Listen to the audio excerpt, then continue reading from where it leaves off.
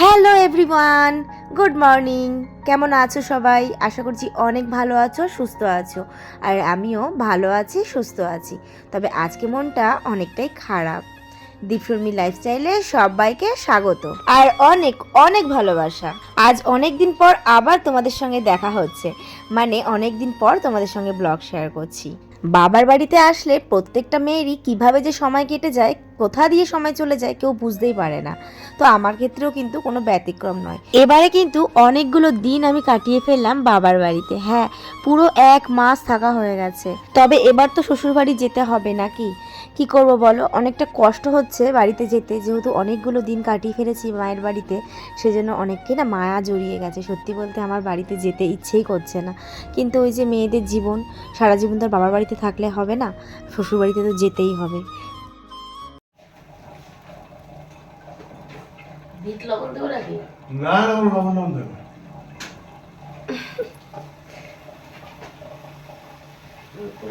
তো দেখো ফাইনালি কিন্তু আজ সেই দিনটা এসেছে। আমি আজকে আর কি শ্বশুরবাড়িতে ফিরছি। তো সকাল থেকেই মনটা ভীষণ খারাপ, তবে কি করব, খারাপ নিয়েই তো উঠতে হয়েছে। তো সকাল সকাল ঘুম থেকে উঠেছি, আর তারপর এদিকে মা বসিয়েছে চা। তো আজকে সকালবেলায় ভাবছি একটু চা খাবো, কারণ বাইরে দেখছি আবহাওয়াটা ঠিক নেই, একটু মেঘলা মেঘলা হয়েছে আর ভীষণ ঠান্ডাও লাগছে। তাই ভাবলাম চলো আজকে একটুখানি চা খাওয়া যেতেই পারে, কারণ মুডটাকে একটু ফ্রেশ করতে হবে। খুব ইচ্ছেও করছিল, সাধারণত চা খাই না তোমরা জানো, তাও ইচ্ছে হলো, তাই আর কি 1 কাপ চা নিয়ে আর কি বসলাম। আর মুখটা দেখে বুঝতেই পারছো ভীষণ আর কি মুডটা অফ ছিল। আর এদিকে তো তোমাদের দাদাভাইয়ের ভীষণ আনন্দ, যতই হোক তার বউকে নিয়ে সে তার বাড়িতে ফিরছে, তাই না? তো এই ব্যাপারটা কোনোদিন একটা ছেলে কখনোই রিয়েলাইজ করতে পারে না। এটা একটা মেয়ে ছাড়া আর একটা মেয়ের মা বাবা ছাড়া কেউই এটা বুঝতে পারে না, যে এই সময়টা কতটা কষ্ট হয়, কতটা খারাপ লাগে। তবে কিছু করার নেই, মেয়েদের তো এটাই জীবন, সব কিছু মানিয়ে এভাবেই বাড়িতে ফিরতে হয়। তো আর কি বলবো, সত্যি বলতে কোনো ভাষা আসছে না। মানে এই ভিডিওটা এডিট করতে বসে আমার এখনই আর কি কষ্টটা হচ্ছে। ভিডিওটা আমি অনেক দিন পর তোমাদের সঙ্গে শেয়ার করছি। এটা সেই ডিসেম্বর মাসের ভিডিও, আর আমি এখন শেয়ার করছি জানুয়ারি মাসের আজকে 12 তারিখ। আমি এখন শেয়ার করছি, তবুও যেন আমার মানে সেই ফিলিংসটা মানে চলে আসছে, খুবই কষ্ট লাগছে। আলু ভাজা হচ্ছে, রুটি হবে, আলু ভাজা হবে।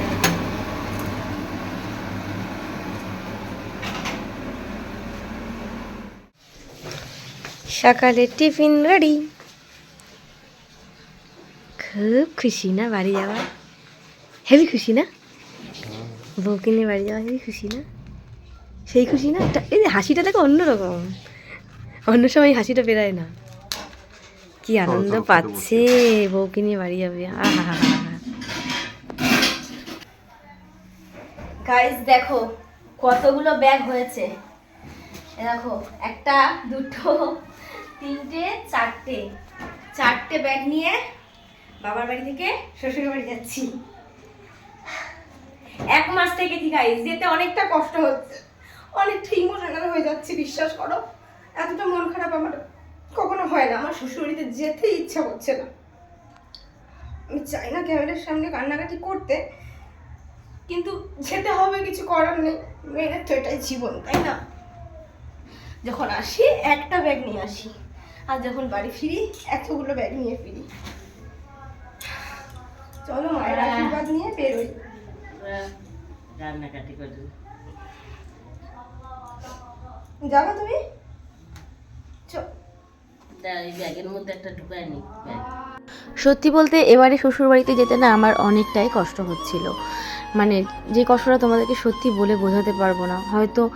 মানে এই মুহূর্তটা এরকমই হয় প্রতিটা মেয়ের জীবনেই, মানে এই সময়টা সত্যি অনেকটা কষ্টের। সেটাই এই একটা মেয়ে আর এই মেয়ের একটা বাবা মাই এই ফিলিংসটা বুঝতে পারে। কথায় আছে না, যেখানে বেশি দিন থাকবে সেখানে মায়াটাও সব থেকে বেশি জড়াবে। আর এটা তো আমার বাবার বাড়ি, ছোটোবেলা থেকে যেখানে বড় হয়ে ওঠা, অনেক স্মৃতি ছোটোবেলা থেকে সমস্ত কিছু এখানে জড়িয়ে রয়েছে। তো এখানের মায়াটা ত্যাগ করে সবাইকে ছেড়ে পর করে যাওয়াটা, এটা অনেকটাই কষ্টের। এটা একটা মেয়ে ছাড়া সত্যি এই ফিলিংসটা কেউই বুঝবে না।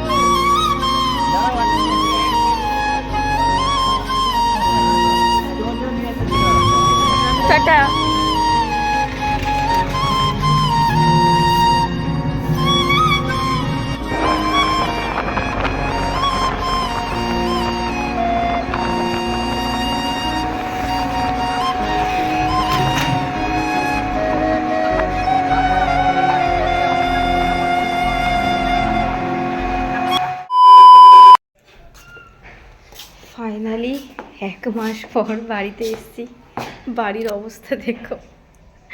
আমার বাড়িতে আর নেই, কি অবস্থা। ঘরে ঢুকি, ঘরটা দেখি।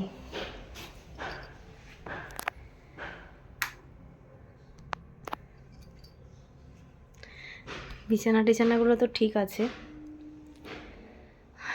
মোটামুটি গোছানো আছে, কিন্তু দেখো ডাস্টগুলো শুধু দেখো। ইয়ে রে বাবা রে, আমার ড্রেসিং টেবিল দেখো, চেনার জায়গায় নেই। কি অবস্থা করেছে। মানে আমি যে একটা সপ্তাহ নেই সেটা হচ্ছে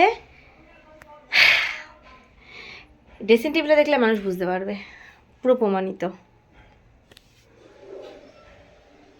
আর এই হচ্ছে আমি। এখানে না প্রচুর ঠান্ডা, ব্যারাকপুর অতটা ঠান্ডা লাগছিল না, কিন্তু এখন ভীষণ ঠান্ডা লাগছে এখানে আসার পরে। আর বাইরে এতটাই মেঘ যে মানে কি বলবো, রোদ্দুর ওঠেনি, আর ঠান্ডাটা বেশি। একটু কাছাকাছি করা দরকার আছে, জানি না কতদূর কী করতে পারবো। যাই হোক, চলো ড্রেস চেঞ্জ করি। এই তোমাদের দাদাভাই এখন বেরোবে, এখন ওর একটুখানি মিটিং রয়েছে এক জায়গায়, তো সেখানেও যাবে।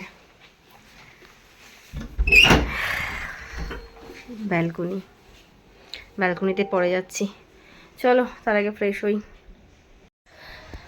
তো বন্ধুরা, এখন হচ্ছে ডিসিশানটা পাল্টে নিলাম। ভেবেছিলাম যে কাচবো, তবে এখন একটা অলরেডি বেজে গেছে, বাজেনি মানে বাজে করছে। এখন যদি আমি কাচি, তারপর ওয়েদার তো এই যে পুরো মেঘ ওয়েদার, শুকাবে না কিচ্ছু। তাই ডিসিশানটা চেঞ্জ করলাম। ভাবলাম যে জামা কাপড় কাছাকাছি কালকে থেকে শুরু করব। আর আজকে আমি ঘরটা গুছিয়ে নিই। মানে এই যে দাঁড়াও, এই যে পরিস্থিতি, ধুলো বালি হেড্ডা ব্যাড্ডা, তারপরে এই যে ঝুল যে পড়েছে, এই জিনিসগুলো আমি পরিষ্কার করি। ঘরটা গুছিয়ে নিই, পরিষ্কার করে কালকে থেকে সব কিছু কাচবো। দেখবে তোমাদের দাদাভাই কত কিছু জমিয়েছে। এই দেখো, এগুলো সব পড়েছে, বিছানার চাদর, এগুলো সব তুলতে হবে। এই দেখো কত জামা কাপড় রয়েছে, এগুলো সব আমাকে কাচতে হবে। তো এখন এসব কাচা যাবে না, পরে কাচবো। আমি এই জায়গাটা পরিষ্কার করি, ঘরটা গুছিয়ে নিই। চলো একদম পরিষ্কার করে তারপর আসছি। A few moments later. ঘড়িতে এখন সময় বলছে 7:30, আর সেই যে বাড়িতে এসে আমি কাজে লেগেছি, আমার সমস্ত গুছিয়ে কাজ কমপ্লিট করতে এতক্ষণ সময় লেগে গেল। বুঝতে পারছো তার মানে কত কিছু করতে হয়েছে আমাকে। আমি ঘর পরিষ্কার করে স্নান করেছি 4:30 সময়, তারপর তো কাজ লেগেই আছে। সব কিছু কমপ্লিট করতে করতে আমার বেজে গেল 7:30। বোঝোই বাড়ির বউ বাড়িতে না থাকলে যেটা হয়। আমি যে বাড়ির বউ আর এতদিন যে ছিলাম না, সেটা হচ্ছে জলজান্তর প্রমাণ। আর এদিকে তোমাদের দাদাভাই দেখো বুটেড হয়ে বসে ফোন ঘাটছে। আসলে এখানে এসে দেখছি বাইরে ভীষণ ঠান্ডা, তবে ব্যারাকপুরের কিন্তু এর মানে 50%ও নেই, এতটাই ঠান্ডা এখানে এসে আমি অনুভব করছি। যাই হোক বন্ধুরা, আমি ঘরের মানে নতুনভাবে লুক দিয়ে ঘরটাকে কীরকম লাগছে তোমরা কিন্তু কমেন্টে জানিও। নতুনভাবে লুক বলতে সব কিছু পরিষ্কার পরিচ্ছন্ন করে বিছানার চাদরটাকে চেঞ্জ করেছি, আর সমস্ত কিছু এখানে যে কভার টভারগুলো থাকে আমার, এইগুলো সব চেঞ্জ করেছি। আর একটু জিনিসগুলো ঝেড়ে পুছে আমি একটুখানি গোছাগুছি করেছি। তো ফাইনাল লুক হচ্ছে এটা। কেমন লাগছে আমার ঘরের অবশ্যই কমেন্টে জানিও। আর এই আমাদের মিনি সোনা। তো আসার সময় বাড়ি থেকে নিয়ে এসেছিলাম হচ্ছে ঠাকুমার জন্য যে লাড্ডু দেওয়া হয়েছিল, সেই লাড্ডু। মা 4টে লাড্ডু দিয়েছিল আমাদেরকে খাওয়ার জন্য। তো এই লাড্ডু এখন আমি খাবো, ঠাকুমার প্রসাদ বাড়িতে খাওয়া হয়নি।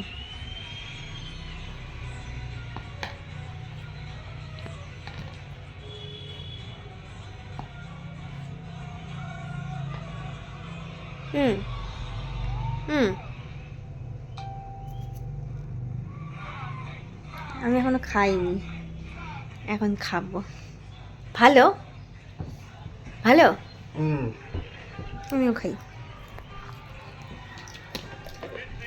এটা আমি এখন খাবো। দোস্ত, এই হচ্ছে আমাদের ডিনার হয়েছে আজকে। আমাদের ডিনারে দেখো কি কি হয়েছে। তোমাদের দিদিভাই এগুলো করেছে। আজকে দেখছি সন্ধ্যেবেলা একদম পুরো রেডি করে নিয়েছে। শীতকাল পড়েছে, এখানে প্রচুর ঠান্ডা। কটাতে রুটি? আমি তো জানো 4টের বেশি খাই না।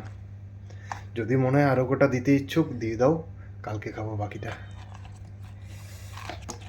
বাবা অনেক রুটি রয়েছে, বাবার আমি রুটি খাইনি। তো আজকে ডিনারে বানিয়েছি হচ্ছে রুটি আর গাজর দিয়ে আলু দিয়ে একটা তরকারি মতন সবজি আর কি। হ্যাঁ, আর এই যে আমি একটু সেন্টখানা কিন্তু খুব সুন্দর বেরিয়েছে। আমি যে ধনে পাতাটা বেশি বেশি করে নিয়েছি, কারণ আমি ধনে আমার কাছে নেই তো। না, তোমাকে দিইনি। তো চলো বন্ধুরা, আমরা এখন ডিনারটা তাড়াতাড়ি করে কমপ্লিট করে নিই। বাইরে প্রচুর শীত, আমাকে দেখিও না, আমার যা মুখের অবস্থা। একটু মাথাটা আসেনি আজকে স্নান করে, মানে এতটা সেই 4টের সময় স্নান করে উঠেছি, তারপরেও কাজ শেষ হচ্ছে না। এই বিছানার চাদর পাতা, এই করা ওই করা, এইসব করে মাথা আসনোর টাইম পাইনি এখনো অবধি। এখন খাওয়ার আগে মাথাটা আঁচড়ে চুলটা বেঁধে তারপর শোবো। চলো আজকের মতন টাটা, দেখা হচ্ছে নেক্সট ব্লগে।